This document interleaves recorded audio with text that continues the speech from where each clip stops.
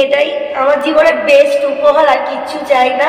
আর আমি গুরুদেবের চরণে সবসময় থাকতে চাই, শিবধামে আমি সবসময় থাকতে চাই, এটাই আমার প্রার্থনা। জয় শিবধাম। ধামের তরফ থেকে অনেক অনেক আশীর্বাদ, সুস্থ থাকো, ভালো থাকো। শুধু একটা কথাই বলবো, বারবার জন্মদিন আসা মানে হচ্ছে তুমি জীবনের এক একটা ধাপ করে এগিয়ে যাচ্ছ, এবং সত্য এটাই যে তুমি এই ধরাধামে যতদিন রয়েছো তার থেকে একটা দিন কমে যাচ্ছে, এটা হচ্ছে বাস্তব সত্য।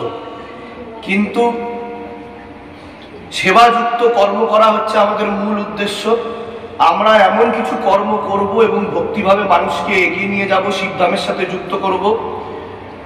যে কর্মটা আমি তোমাকে দিয়েছি, শিবধামের সাথে সকলকে জোড়ো।